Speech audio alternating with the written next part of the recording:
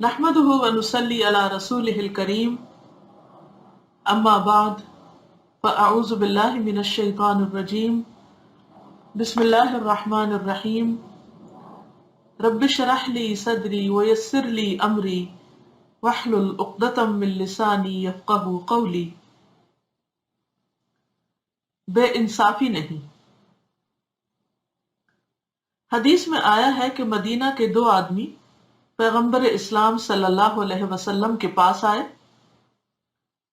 ان کے درمیان ایک زمین کے بارے میں جھگڑا تھا۔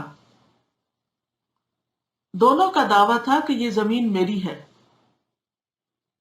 مگر دونوں میں سے کسی کے پاس پکا ثبوت موجود نہ تھا۔ رسول اللہ صلی اللہ علیہ وسلم نے کہا کہ تم لوگ میرے پاس اپنے نزاعی معاملات لاتے ہو، یعنی جھگڑے لاتے ہو، نزاع کہتے ہیں جھگڑے کو، اور میں ایک انسان ہوں، اور یہ ممکن ہے کہ تم میں سے کوئی شخص زیادہ بولنے والا ہو اور وہ دلیل میں دوسرے سے سبقت لے جائیں، یعنی زیادہ باتیں کر کے دوسرے کو کنونس کر لے، اور میں اسی کے مطابق فیصلہ کرتا ہوں جو میں تم سے سنتا ہوں۔ پس اگر میں کسی کے حق میں اس چیز کا فیصلہ کر دوں جو دراصل اس کے بھائی کی تھی تو وہ اس کو نہ لے، کیونکہ یہ اس کے لیے آگ کا ایک ٹکڑا ہوگا۔ وہ قیامت میں اس حال میں آئے گا کہ وہ اس کی گردن میں لٹک رہا ہوگا۔ اس کے بعد دونوں آدمی رو پڑے۔ دونوں میں سے ہر ایک نے کہا کہ میرا حق میرے بھائی کے لیے ہے۔ عام طور پر ایسا ہوتا ہے کہ جب دو آدمیوں میں کوئی نزاع پیدا ہو تو وہ فیصلے کے لیے اس کو عدالت میں لے جاتے ہیں۔ بعض اوقات قریبی رشتہ دار، بہن بھائی، ایک جگہ کام کرنے والے، کیونکہ عموماً جھگڑے انہی کے ساتھ ہوتے ہیں جن کے ساتھ ہم رہتے ہیں۔ غیروں کے ساتھ تو کیا جھگڑے ہوں گے، جس سے معاملہ پیش آئے اسی کے ساتھ جھگڑا ہوتا ہے۔ تو پھر ان جھگڑوں کے حل کے لیے بعض اوقات لوگ عدالت تک پہنچ جاتے ہیں۔ عدالت ظاہری شہادتوں کی بنیاد پر اپنا فیصلہ دیتی ہے، یعنی جو کچھ سامنے نظر آتا ہے اس کے مطابق ہی فیصلہ ہوتا ہے۔ یہ شہادتیں اکثر اوقات کافی ثبوت نہیں ہوتی، یعنی مکمل نہیں ہوتی، حقیقی منظر پیش نہیں کرتی کسی واقعے کا۔ چنانچہ عدالت ایسا فیصلہ کر دیتی ہے جو لفظی اعتبار سے بظاہر درست معلوم ہوتا ہے، مگر حقیقت کے اعتبار سے وہ درست نہیں ہوتا، یعنی اصل کچھ اور ہوتی ہے۔ اس طرح اکثر اوقات حقدار حق سے محروم رہ جاتا ہے، اور جو حقدار نہیں ہے وہ غیر واقعی طور پر، یعنی غیر حقیقی طور پر اس کا مالک بن جاتا ہے، صرف الفاظ کے زور پر۔ اس کا حل یہ ہے کہ لوگ انسانی عدالت کو آخری عدالت نہ سمجھیں۔ یہ جملہ انڈر لائن کر لیں، انسانی عدالت کو آخری عدالت نہ سمجھے کہ انسان اگر دنیا میں کسی عدالت میں کامیاب ہو گیا تو وہ سمجھے کہ وہ ہمیشہ کے لیے کامیاب ہے۔ انہیں اس حقیقت کا احساس ہو کہ انسانی عدالت کے اوپر بھی ایک اور عدالت ہے۔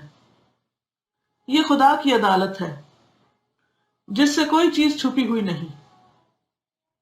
خدا کی عدالت میں تمام مقدمات دوبارہ نظر ثانی کے لیے پیش ہوں گی۔ وہاں حقائق کی بنیاد پر فیصلہ کیا جائے گا، نہ کہ محض ظاہری الفاظ کی بنیاد پر۔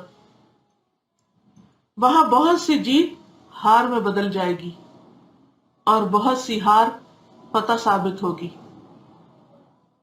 انسان کی عدالت میں کوئی شخص ہوشیاری کر کے بچ سکتا ہے، مگر خدا کی عدالت میں کوئی بھی ہوشیاری یا تدبیر اس کو بچانے والی نہیں۔ تو اس سے کیا بات پتہ چلتی ہے کہ انسان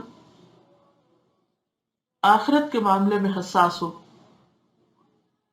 صرف دنیا کی ظاہری کامیابی پر نظر نہ رکھے، بلکہ آخرت کی کامیابی اس کے پیش نظر ہو۔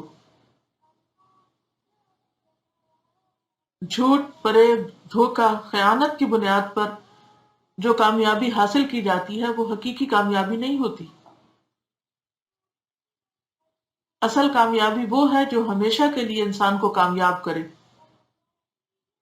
وقتی اور چند دن کی کامیابی، چند دن کا فائدہ، کچھ فائدہ نہیں۔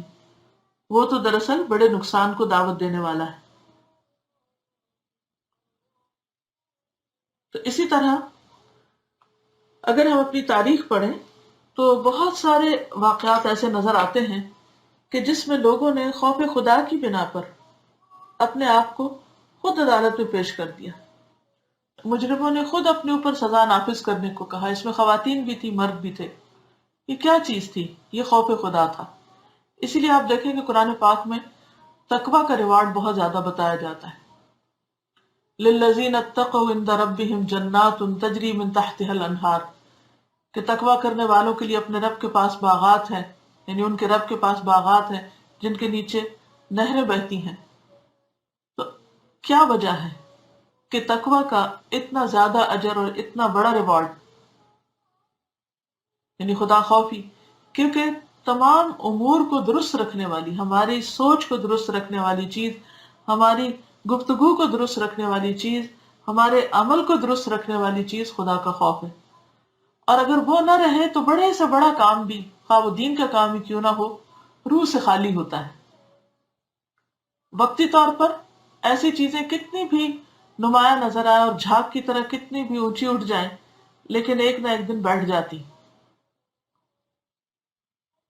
تو اس بات کو ذہن میں رکھیں کہ تمام امور کی بنیاد، کامیابی کی بنیاد تقوی ہے. سورۃ البقرہ کے شروع میں بھی جو بات آتی ہے نا کہ ذالک الکتاب لا ریب فیہ ھدی للمتقین، اور پھر انہی لوگوں کو آخر میں کہا اولئک علی ھدی من ربہم واولئک ھم المفلحون، کہ یہی لوگ دراصل مفلحون ہیں، کامیاب ہونے والے ہیں، جن کے اندر تقوی ہے. اور تقوی ہے تو اس کتاب سے فائدہ اٹھا سکتے ہیں. دین کا جتنا بھی علم ہے اگر آپ دیکھیں تو وہ صرف اسی صورت میں عمل میں ڈھلتا ہے جب انسان کے اندر خدا کا خوف ہوتا ہے. کیونکہ خوف ایسی چیز ہوتی ہے جو انسان کو سنجیدہ کر دیتی ہے. اور جب انسان سنجیدہ ہوتا ہے تو وہ چیزوں کو صرف اوپر سے نہیں دیکھتا، اور وہ بچوں کی طرح صرف ظاہری چیزوں سے خوش نہیں ہوتا، بلکہ وہ اس کی گہرائی تک بھی جاتا ہے، اس کے اندر تک، اس کے دوسرے رخ کو بھی دیکھتا ہے. اور یہی چیز پھر اس کو حقیقی معنوں میں ایک کارآمد مفید انسان بناتی ہے، جنت کا مستحق بناتی ہے. ورنہ تو کھوکھلی، بیکار، ردی، کنڈم چیزیں جو ہیں وہ جہنم ہی کے لائق ہیں.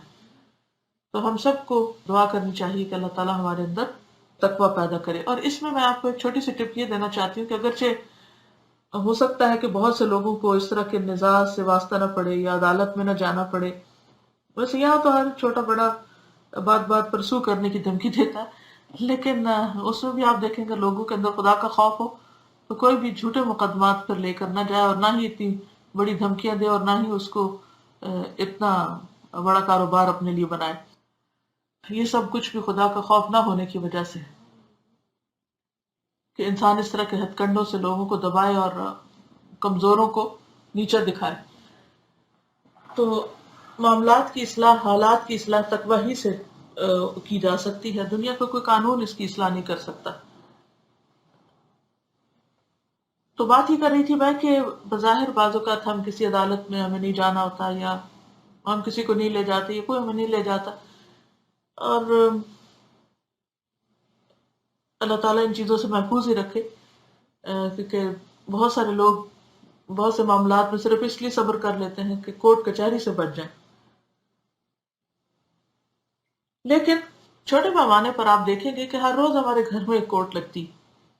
بچوں کے بیچ میں جو چھوٹی چھوٹی لڑائیاں ہو جاتی ہیں، یا شوہر بیوی کے درمیان جو تعلقات کی خرابی ہوتی ہے، اور بعض اوقات دونوں اپنے جھگڑے لے جاتے ہیں کسی کاؤنسلر کے پاس، کسی مذہبی رہنما کے پاس، تو اس میں بھی بعض اوقات دیکھا گیا کہ جو فریق ان میں سے زیادہ باتونی ہوتا ہے یا زیادہ اچھی طرح بات کر سکتا ہے، وہ بظاہر سچا نظر آتا ہے اور مظلوم نظر آتا ہے، اور دوسرا شخص جو ہوتا ہے وہ ظالم نظر آتا ہے، حالانکہ ہو سکتا ہے کہ حقیقی طور پر قصوروار یہی ہو جو مظلوم بنا ہوا ہے. تو گھریلو معاملات میں یا کسی کے ساتھ بھی جو کانفلکٹس ہیں ہمارے کسی بھی سطح پر، کسی بھی لیول پر، ان سب میں ہمیں ان سب پر ہمیں غور و فکر کرنے اور توجہ کرنے کی ضرورت ہے. اور چاہے بچے ہوں یا ہسبینڈ وائف کا معاملہ ہو، یا کسی کو آپ مشورہ دے رہے ہوں، ان کے درمیان فیصلہ کرنے سے پہلے یہ بات کہیے کہ وہ اپنے اندر خدا کا خوف پیدا کریں اور اللہ سے ڈر کر ایک دوسرے سے معاملہ کریں، کیونکہ جب تک خدا کا خوف نہیں ہوگا تعلقات بھی درست نہیں ہو سکتے، حالات بھی درست نہیں ہو سکتے، اور جھگڑے ختم ہی نہیں ہو سکتے۔ یہاں پر آپ دیکھیے کہ شہادتوں کی بنا پر آپ صلی اللہ علیہ وسلم نے فیصلہ نہیں کیا، بلکہ خدا کا خوف دلا کر ان کو خود حقیقی بات کو یا اصل حقیقت کو ایکسپٹ کرنے کے لیے کہا۔ یعنی اس سے پہلے کہ آپ کوئی عدالتی فیصلہ سناتے، آپ نے کیا فرمایا کہ میں تو وہی فیصلہ کروں گا جو ظاہر میں سنوں گا، لیکن یہ ہے کہ اگر میرے فیصلے کی وجہ سے ناحق کسی کے ساتھ زیادتی ہو گئی تو پھر جو زیادتی کرنے والا ہے زیادہ باتیں کر کے اس کی پکڑ ہوگی، اور اگر وہ دوسرے کی زمین لے بھی لے تو وہ آگ کا ٹکڑا لے گا۔ ایک کتاب ہے سنہری فیصلے، دارالسلام کی چھپی ہوئی ہے، آج کل میں پڑھ رہی ہوں اس کو، تو اس میں بھی کافی دلچسپ اسی طرح کے فیصلوں کی باتیں ہیں، بچوں کو ایز اے اسٹوری آپ سنا سکتے ہیں اس میں سے پڑھ کے۔ تو بہرحال خلاصہ یہ ہے کہ جہاں کہیں بھی جھگڑا دیکھیں، چاہے گھر میں یا گھر سے باہر، تو آپ کا رول کیا ہے کہ فریقین، صرف ایک فریق نہیں، فریقین، دونوں فریقوں کے درمیان خدا کا خوف پیدا کرنے کی کوشش کریں، اور اگر ہمارا اپنا ذاتی طور پر کسی کے ساتھ کوئی اختلاف ہے تو اس میں بھی اللہ سے ڈرتے ہوئے عدل اور انصاف کی بات اور عدل اور انصاف کا معاملہ کریں۔ اللہ تعالی ہم سب کو بعمل بنائے۔ وآخر دعوانا ان الحمد للہ رب العالمین، والسلام علیکم ورحمۃ اللہ وبرکاتہ۔